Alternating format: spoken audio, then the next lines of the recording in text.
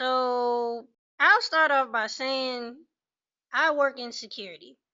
I've been working in security for over 10 years now.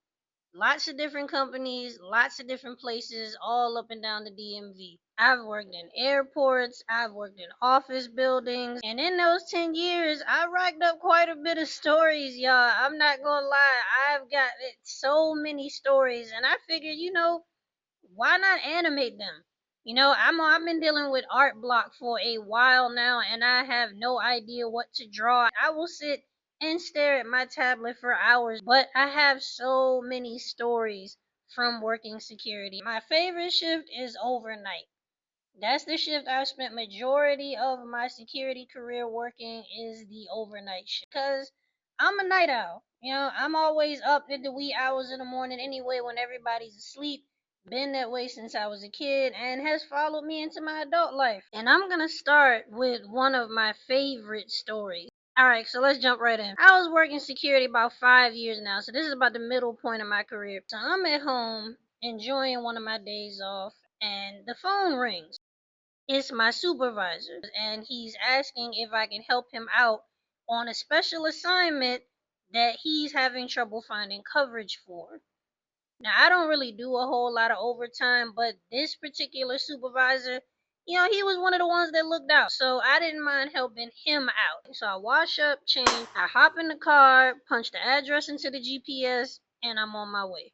When I pull up to this building, whoever owned this building really should have called Mystery Inc. Because this place looked like something right off of Scooby Doo. Where are you? Like, I mean, it was pitch dark, no cars in the parking lot, there was lumber scattered everywhere. Like, the insides of the building were all outside of the building. It was clear right away why this was a special assignment. But nevertheless, I already agreed to it. I was already here, so ain't nothing to it but to do it, right? So I called my supervisor, I let him know I'm there, and I asked, like, okay, what? I've never been to this place before, so I don't know what the deal is, like how this operation works, what I'm supposed to look for, where I'm even supposed to be. And I tell him, I'm here, I made it. What do you need me to do? Where do I do? Where do I go? Who do I meet? What's up? He tells me to take the elevator down to the bottom, the lower level. He said, down there you will meet another guard who is going to give you a debriefing on what you need to do. So I go inside. Now, this was a very tall building, a lot of floors, a lot of rooms, which is pitch dark, by the way. I had to use the flashlight on my phone in order to navigate from the front door to the elevator. And yeah, the front door was unlocked. The fact that I didn't need a badge or a key to get in this front door, in this building, in this dark building in the middle of nowhere, was pretty scary. I'm not even gonna lie. But anyway, I find the elevator. I go to the lower level where I'm immediately greeted by another guard. She gives me the pass down. She says that this building is considered a special assignment because the power is out. On the upper levels anyway. Down where I met her on the lower level, there was power, there was light, thank goodness. But yeah, the rest of the building was completely dark because they were doing construction on the inside and the outside. So she gives me the work phone and the keys. She tells me what the keys go to. And she also gave me the Wi-Fi password, which I was incredibly grateful for because it meant that I don't have to sit and stare at the wall all night. She packs up her stuff and she goes on about her business. She goes home. I access the Wi-Fi on my laptop. I turn on a video and I lock in for the night. I felt safe in this room. And because at least the break room door had a lock on it, unlike the front door to the building, I felt safe right here in this space. I was like, okay, you know what? I can ride this out. I can ride this out until 8 o'clock. No problem. 4 o'clock in the morning comes around and I'm like, okay, cool. I made it through half of the shift. I'm at the halfway point now. There's 4 hours down, only 4 more hours to go. That should be a breeze. But then I started thinking, the first 4 hours was so easy. Maybe I'm just, putting too much on this. Maybe there's no reason to be scared. I've sat down here for 4 hours, no problem. It feels like I'm just sitting at home watching videos. Maybe doing a tour in this building won't really be that bad. I mean, the lady before me, she did it right. I mean, even though she got here at 4 o'clock in the day and I'm here at 4 o'clock in the morning, but you know what I'm saying? Why not? You know, just one to see if you can do it.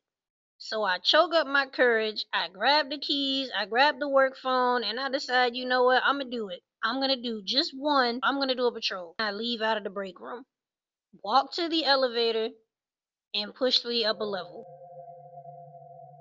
I take a deep breath and I went back down into the break room. I didn't get off there. I didn't do a tour.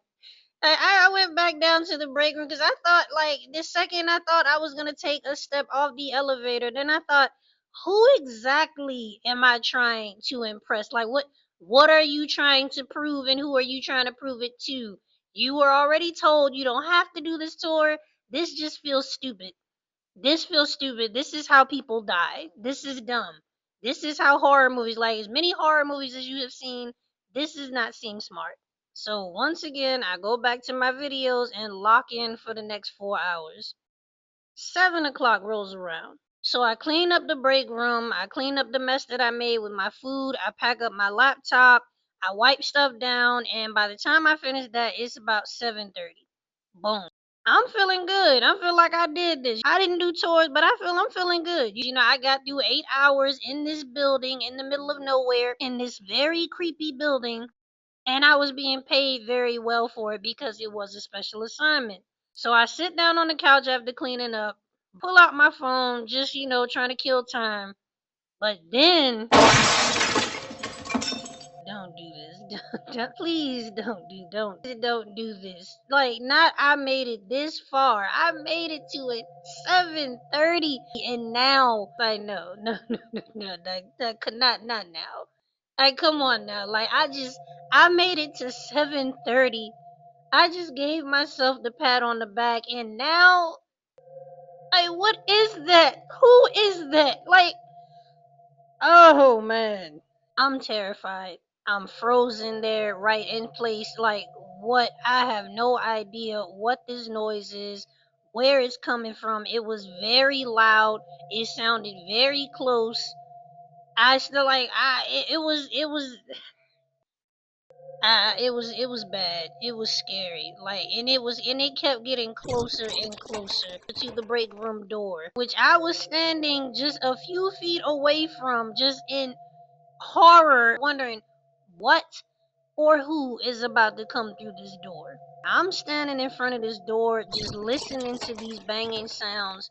I felt like I was only standing in front of this door for a few minutes, but when I looked back down at my phone, it was time for me to go, y'all. I sat listening to these strange sounds outside the door, terrified to go out because I don't know what they are. I don't know where they're coming from. All I know is just all right, like, okay, I decide, like, look, it's time to go. It's 8 o'clock now. Your shift is done. You can leave. You can either stay in this break room for another day and night, or you can leave. Like, look here. What you gonna do? I grab my stuff, I grab my backpack, and you know what? Ain't nothing to it but to do it. Once again, I take a deep breath. I grab the handle, open the door up, and it was the construction guys.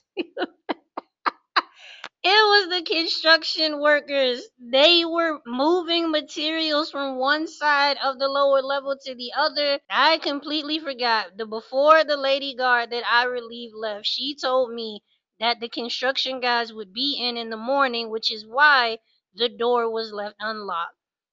They said hello. I said hello as I sped to the elevator. Going upstairs, I see my relief, pass on the information, pass on the tools, get in the car, and hallelujah, I'm on my way home.